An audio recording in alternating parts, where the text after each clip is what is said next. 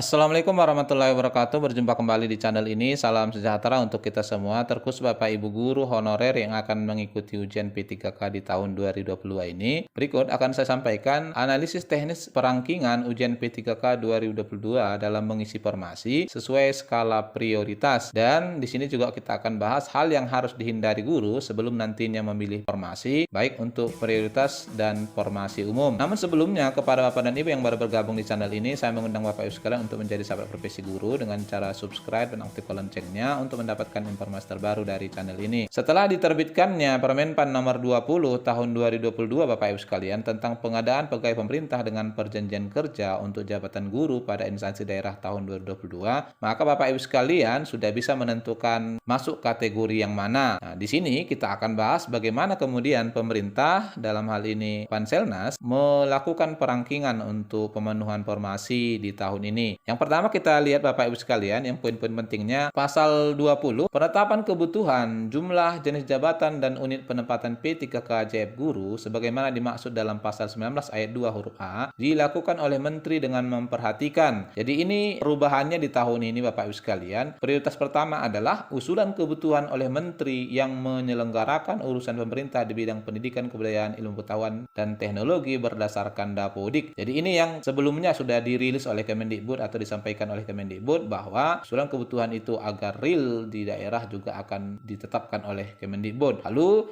digabung juga dengan B, usulan dari instansi daerah berdasarkan hasil analisis jabatan dan analisis beban kerja. Oleh karena itu Bapak Ibu sekalian, maka untuk tahun 2022 ini memang sepertinya pemerintah komit untuk menuntaskan Bapak Ibu guru honorer menjadi P3K ya. Lalu yang ketiga, pendapat menteri yang menyelenggarakan urusan pemerintah di bidang keuangan negara. Ini terkait dengan pembiayaan, tentunya harus ada juga masukan dari Kemenkeu. Lalu yang keempat adalah pertimbangan teknis dari kepala BKN. Ini adalah penetapan kebutuhan ya. Yang berikut adalah pengumuman lowongan. Ini secara umum sama seperti biasanya. Pengumuman lowongan ini akan dilaksanakan di SSC-ASN, memuat nama jabatan, jumlah lowongan jabatan, unit kerja atau instansi yang membutuhkan, lalu sertifikat pendidik dan sebagainya. Ini menurut saya tidak ada perubahan. Lalu pelamaran, ini yang perlu juga kita lihat Bapak Ibu sekalian. Satu, pelamar yang telah memenuhi persyaratan sebagaimana dimaksud dalam pasal 7 dan pasal 8 dapat melakukan pelamaran sebagaimana dalam pasal 16 huruf C pada satu jenis jalur kebutuhan P3K. Artinya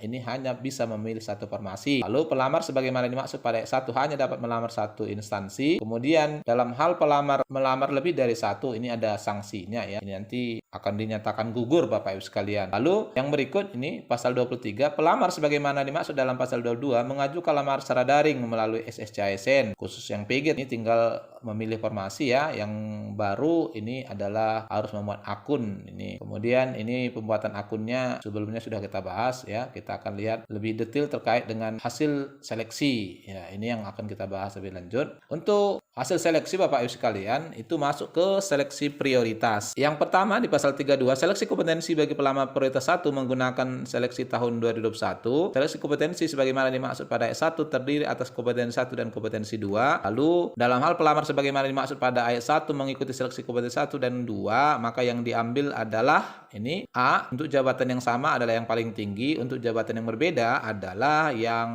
paling akhir yaitu kompetensi 2. Sehingga di sini Bapak Ibu harus memilih jabatan yang sama ya. Lalu untuk nomor 4 ini catatannya bagi prioritas 2 dan prioritas 3, pemerintah akan melakukan pemeriksaan latar belakang atau background check-nya di sini ya. Ini barangkali sudah kita bahas sebelumnya, hanya tinggal penguatan saja. Lalu pasal 33, pelamar prioritas wajib mendaftar pada sekolah tempat bertugas yang tersedia. Ini apabila Bapak Ibu sekalian sekolah Bapak Ibu masih membuka formasi maka harus mendaftar di sana. Namun bila tidak ada lagi maka Bapak Ibu bebas memilih di sekolah mana saja ya. Ini nanti yang harus dihindari tentunya oleh pelamar prioritas 2 dan 3 dan pelamar umum. Artinya apabila Bapak Ibu sekalian ini sudah diisi oleh pelamar prioritas 1 maka tidak ada gunanya bagi Bapak Ibu memilih di sana itu ya. Pemilihan sekolah di ayat ketiga sebagaimana dimaksud pada ayat 1 dan ayat 2 merupakan keberminatan pelamar untuk memiliki tempat bertugas apabila diterima sebagai P3K. Nah, terkait dengan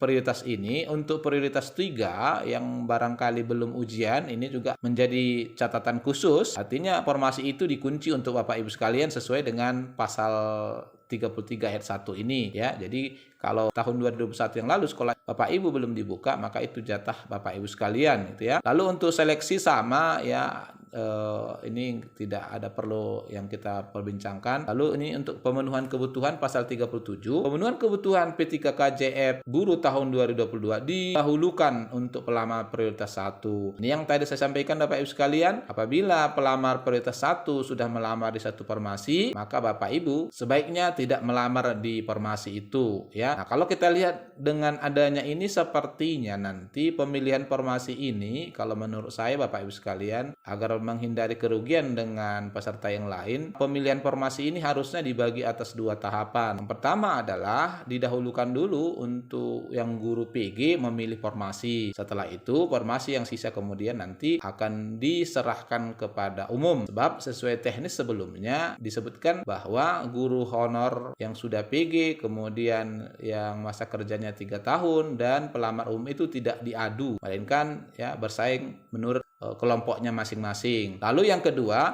pemenuhan kebutuhan bagi pelamar sebagaimana dimaksud pada ayat 1 berlaku urutan. Yang pertama, THK2 yang memenuhi nilai ambang batas pada seleksi P3KJF guru tahun 2021. Ini adalah prioritas utamanya. Sehingga tadi saya sampaikan, kalau di satu formasi kemudian ada yang melamar prioritas 2, prioritas 3 dan prioritas 1, berapapun nilai Bapak Ibu sekalian prioritas 2 dan 3 ya, maka yang diangkat atau yang mengisi di sana adalah prioritas 1. Yang mana golongan ini tidak ikut ujian lagi Bapak Ibu sekalian, cukup hanya memilih formasi itu, maka sebaiknya diperhatikan. Lalu yang kedua, guru non ASN yang memenuhi nilai ambang batas pada seleksi P3K guru tahun 2021, yang ini yang sudah PG namun tidak masuk THK2 akan mengisi formasi apabila di formasi itu tidak ada THK2. Kalau ini kemudian belum juga ada masuk kategori, maka akan dilihat lulusan PPG. Kalau juga lulusan PPG tidak ada yang melamar di sana, kemudian dilihat guru swasta yang memenuhi nilai ambang batas. Inilah urutan prioritasnya. Dengan ini maka yang paling prioritas adalah THK2.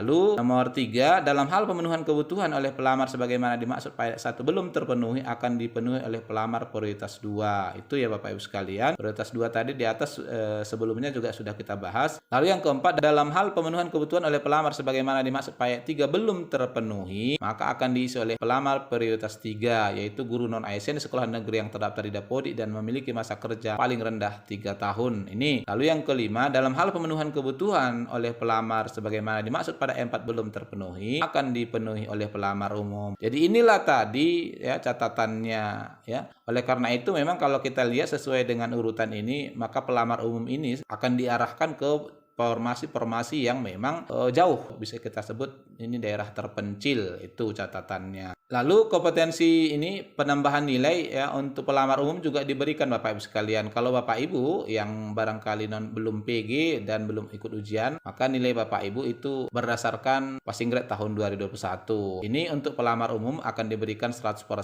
kalau memiliki cerdik, kemudian disabilitas 10%. Itu acuannya tidak bisa melebihi 100%. Ini adalah catatannya. Ini barangkali Bapak Ibu sekalian, jadi kesimpulan kita di sini adalah dalam hal pemilihan formasi, kalau menurut saya ini agar tidak merugikan kelompok pelamar prioritas 2 dan 3 dan umum, maka kemungkinan besarnya ini akan dibagi atas 2 tahapan. Ya, tahapan pertama adalah diprioritaskan dulu pemilihan formasi bagi guru PG prioritas 1, kemudian prioritas 2 dan 3, lalu kemudian diberikanlah itu ke formasi umum. Barangkali ini yang bisa saya sampaikan Bapak Ibu sekalian ya. Kalau ada kiranya hal yang perlu kita diskusikan, boleh nanti dibuat di kolom komentar, nanti kita akan diskusikan sama-sama. Semoga bermanfaat. Wassalamualaikum warahmatullahi wabarakatuh.